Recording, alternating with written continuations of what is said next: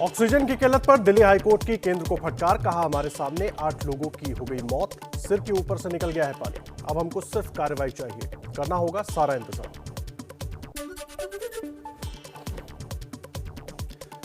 दिल्ली में ऑक्सीजन की किल्लत पर सीएम केजरीवाल ने दिया बयान। कहा, तय कोटे के मुताबिक मिल जाए ऑक्सीजन तो 24 घंटे में तैयार कर देंगे 9000 ऑक्सीजन बेड।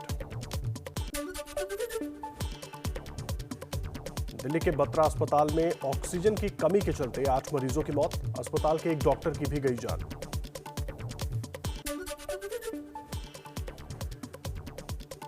बत्रा अस्पताल के डायरेक्टर डॉक्टर SCL गुप्ता हुए भावुक। कहा, हमने कोशिश की लेकिन मरीजों को नहीं बचा पाए।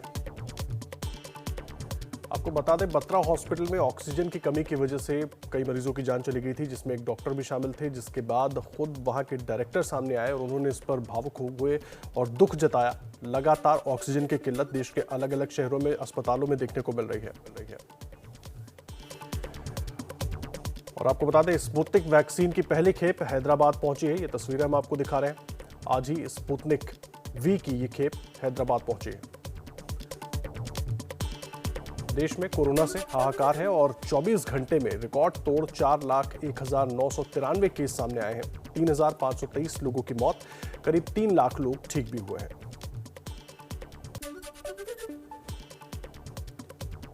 दिल्ली में कोरोना का बड़ा विस्फोट, 24 घंटे में 27,047 नए केस आए, 375 मरीजों की गई जान, 1 लाख के करीब एक्टिव मरीज।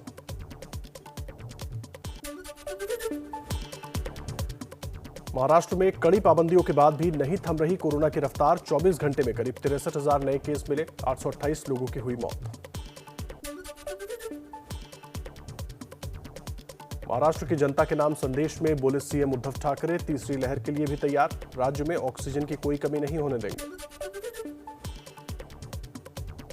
मुंबई में पिछले 24 घंटे में आए 4,000 से कम केस, लेकिन एक्टिव केस अब भी 61,000 से ज्यादा हैं।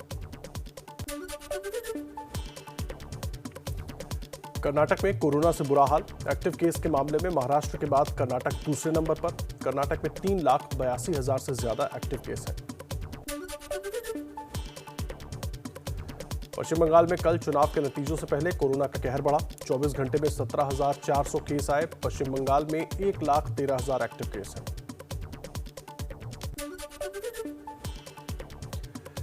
यूपी में काबू से बाहर होता कोरोना, 24 घंटे में 34,626 नए संक्रमित लोग मिले, 332 मरीजों की मौत। लखनऊ में सबसे ज्यादा नए मामले सामने आ रहे हैं। बिहार में कोरोना ने बनाया नया रिकॉर्ड, 24 घंटे में 15,853 नए केस मिले, 80 लोगों की मौत। राजधानी पटना की हालत खराब, 8 दूसरे जिलों में भी खतरा बढ़ा। मध्य प्रदेश के विदिशा के ग्यारसपुर तहसील में कोरोना विस्फोट। हरिद्वार कुंभ से लौटे 83 यात्रियों की जांच हुई, जिसमें 60 पॉजिटिव निकले।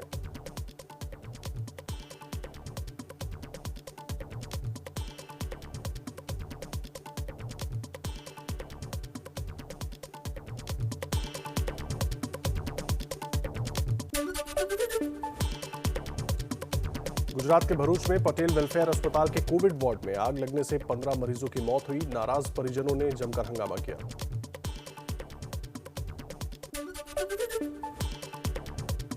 पीएम मोदी ने भरूच के अस्पताल में आग लगने से हुई मौतों पर दुख जताया। गृह मंत्री अमित शाह ने भी परिजनों के प्रति संवेदना व्यक्त की। गुजरात के सीएम विजय रूपाणी ने दुर्घटना में पीड़ित परिवारों को 4 लाख का मुआवजा देने का ऐलान किया। भरूच के अस्पताल में आग कैसे लगी, इसकी जांच के भी आदेश दिए गए।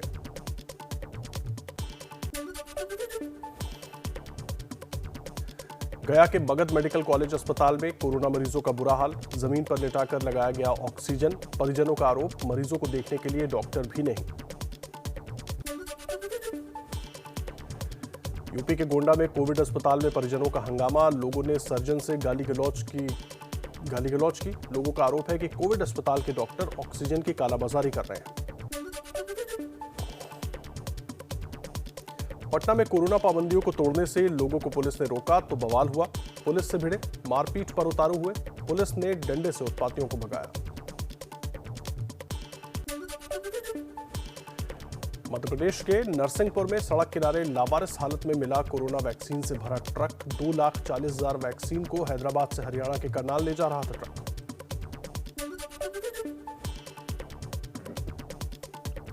देश भर में आज जारी तीसरे चरण का टीकाकरण। 18 और उससे ऊपर की उम्र के लोगों को कोरोना वैक्सीन लग रही है। कई राज्यों में वैक्सीन की कमी से टीकाकरण टला। महाराष्ट्र के सीएम उद्धव ठाकरे के मुताबिक वैक्सीन की कमी के चलते राज्य में आज सांकेतिक वैक्सीनेशन हुआ। शिवसेना सांसद संजय राउत ने केंद्र सरकार पर निशाना साधा। कहा, जितनी वैक्सीन चाहिए उतनी है नहीं, फिर केंद्र सरकार क्या कर रही है। संजय राउत ने सुप्रीम कोर्ट से राष्ट्रीय स्तर पर एक कमेटी का गठन करने की गुजारिश की है, जो टीकाकरण के साथ साथ राज्यों की बातों को भी सुने। मुंबई के बीकेसी जंबो कोविड सेंटर्स पर 18 से 44 साल के लोगों को वैक्सीन लगी। मुंबई के 5 वैक्सीन सेंटर्स में कुल 1,000 लोगों को वैक्सीन दी गई। दिल्ली के सीएम अरविंद केजरीवाल ने कहा, हमारे पास 4.5 लाख वैक्सीन आ गई हैं। दिल्ली में परसों सुबह से वैक्सीनेशन शुरू होगा।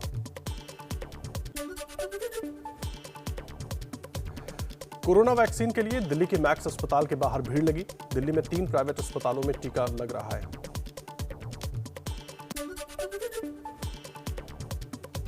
यूपी के सीएम योगी आदित्यनाथ ने लखनऊ में किया 18+ के लोगों के लिए वैक्सीनेशन का शुभारंभ। यूपी में 7 बड़े जिलों में आज शुरू हुआ टीकाकरण। यूपी के लखनऊ, वाराणसी, कानपुर, प्रयागराज, गोरखपुर, बरेली और मेरठ में 18 साल से ऊपर वाले लोगों को आज कोरोना का टीका लगा।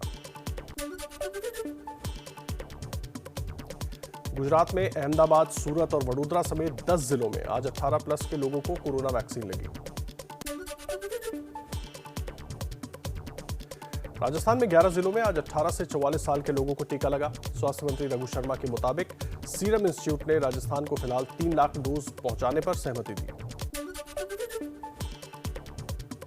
देश में कई प्राइवेट अस्पतालों में भी लोग लगवा सकते हैं टीका। अपोलो के कई अस्पतालों और उत्तर भारत के फोर्टिस अस्पतालों में कोरोना वैक्सीन उपलब्ध। तीसरे चरण के टीकाकरण के लिए कोविन ऐप पर 28 अप्रैल से 2 करोड़ 45 लाख से ज्यादा लोगों ने कराया रजिस्ट्रेशन। निजी और सरकारी दोनों तरह के सेंटर पर लगेंगे टीके। अमेरिका से मदद की तीसरी खेप भारत के लिए रवाना। ऑक्सीजन सिलेंडर, कोरोना जांच किट और पीपीई किट समेत कोरोना से जंग के लिए जरूरी सामान भेजा। आज भारत पहुंचेगी रेमडेसिविर इंजेक्शन की 4.5 लाख से 75,000 शीशियों की पहली खेप। अमृतसर की एक कंपनी में एक्सपोर्ट के लिए पड़ी है इंजेक्शन की खेप। कंपनी का दावा, सप्लाई कर सकते हैं 2 लाख रेमडेसिविर इंजेक्शन। देश में कोरोना से बिगड़ते हालातों के बीच पीएम मोदी ने मंत्रियों से टीकाकरण मुहिम को सफल बनाने में पूरी ताकत से जुटने के निर्देश दिए। पीएम मोदी ने वर्चुअली बैठक में सभी केंद्रीय मंत्रियों से कहा, अपने इलाके में वो लोगों के संपर्क में रहें, उनकी मदद करें, हालात की जानकारी लेते रहें। कांग्रेस अध्यक्ष सोनिया गांधी ने कोरोना संकट पर दिया वीडियो संदेश। कहा, सरकारों के जागने और कर्तव्य निभाने का वक्त है। दवाओं की कालाबाजारी रोकने की केंद्र से मांग की।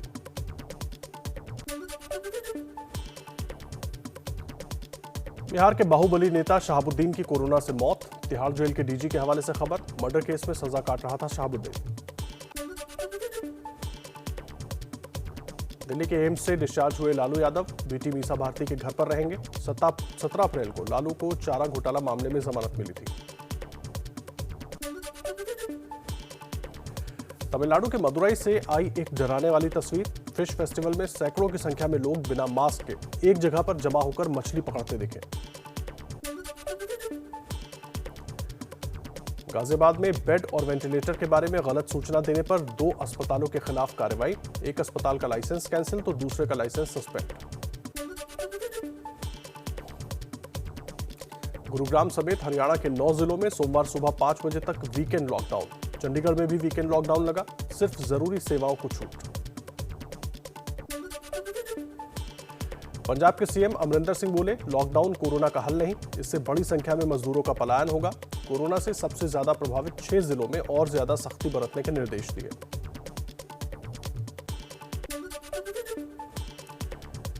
एमपी के रतलाम में कोरोना कर्फ्यू में घूमने निकले लोगों को पुलिस ने सबक सिखाया, उठक बैठक लगवाई। पुलिस ने कुछ लोगों पर डंडे भी चलाए, नियम तोड़कर दुकान खोलने वालों के चालान भी काटे गए।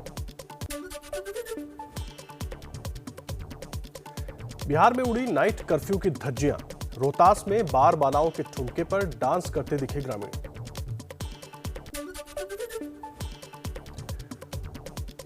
उत्तर प्रदेश के मेरठ में वैक्सीन लगाने के लिए लोगों की भीड़ उमड़ी, सोशल डिस्टेंसिंग का भी ख्याल नहीं रखा।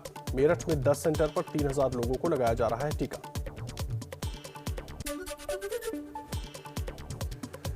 यूपी के गोरखपुर में भी वैक्सीन सेंटर पर सोशल डिस्टेंसिंग की उड़ी धज्जियां, वैक्सीन लगने में देरी से बढ़ी लोगों की भीड़।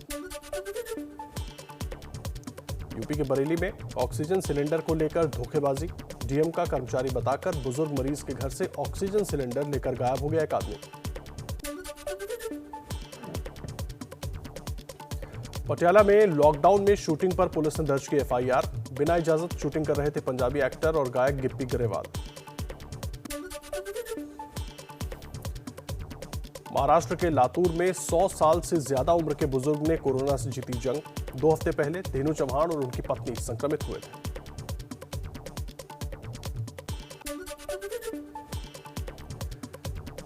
विदेश मंत्री एस जयशंकर की अमेरिकी विदेश मंत्री एंटोनी ब्लिंकन से फोन पर बात, कोरोना के हालात को लेकर चर्चा हुई। ब्लिंकन ने हमदर्दी जताते हुए भारत को हर संभव मदद का भरोसा दिया। भारत से यात्रा पर 4 मई से रोक लगाएगा अमेरिका, कोरोना के बढ़ते मामलों के बाद लिया फैसला। ब्रिटेन समेत कई देश पहले ही ऐसे फैसले ले चुके हैं। पीएम मोदी ने दिल्ली के शीशगंज गुरुद्वारे जाकर मत्था टेका, बिना सिक्योरिटी पहुंचे गुरुद्वारे। आज गुरु तेग बहादुर की 400वीं जयंती है। गुरु तेग बहादुर की 400वीं जयंती पर अमृतसर के गोल्डन टेम्पल में बड़ी संख्या में मत्था टेकने पहुंचे श्रद्धालु। कोरोना काल में सोशल डिस्टेंसिंग की उड़ी धज्जियां, लोगों ने मास्क भी नहीं पहना था।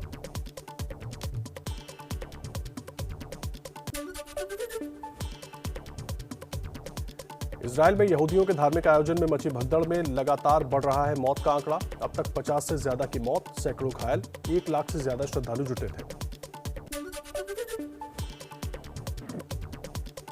यूरोपीय देश चेक रिपब्लिक में सड़कों पर राष्ट्रपति मिलोस ज़ेमान के खिलाफ फूटा गुस्सा, राष्ट्रपति पर रूस के इशारों पर काम करने का आरोप लगाया। कोरोना प्रोटोकॉल का पालन करते हुए लोगों ने विरोध किया। अमेरिका के अरकानसा में भारी बारिश के बाद बाढ़ में डूबे कई इलाके, कहीं घर और वाहन जलमग्न दिखे तो कहीं बाढ़ के पानी में सड़क ही बह गई। पेड़ के गिरने से भी कई मकान तबाह हुए।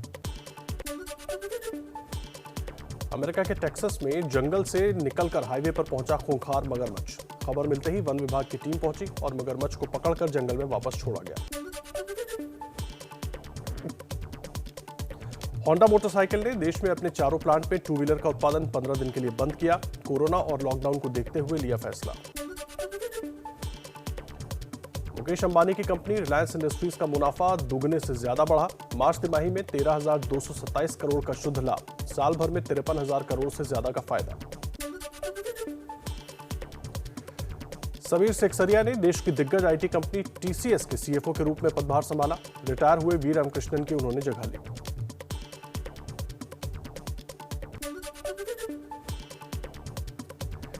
नीरज बजाज बने बजाज ऑटो के नए चेयरमैन। राहुल बजाज ने कल चेयरमैन का पद छोड़ा, नीरज के हाथों में सौंपी कमान।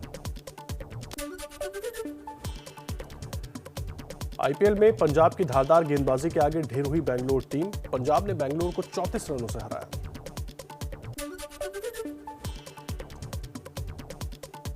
पंजाब के कप्तान केएल राहुल का बल्ला आखिरकार अहमदाबाद के नरेंद्र मोदी स्टेडियम में चला। आरसीबी के खिलाफ 57 गेंद पर नाबाद 91 रन बनाए। पंजाब की जीत के हीरो रहे हरप्रीत बरार। बरार ने विराट, मैक्सवेल, डिविलियर्स के बड़े विकेट लिए। बैटिंग में भी नाबाद 25 रन बनाए।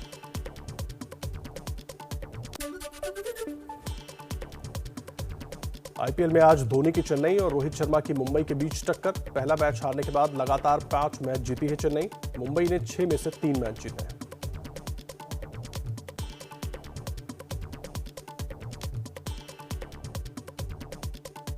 एबीपी न्यूज आपको रखे आगे।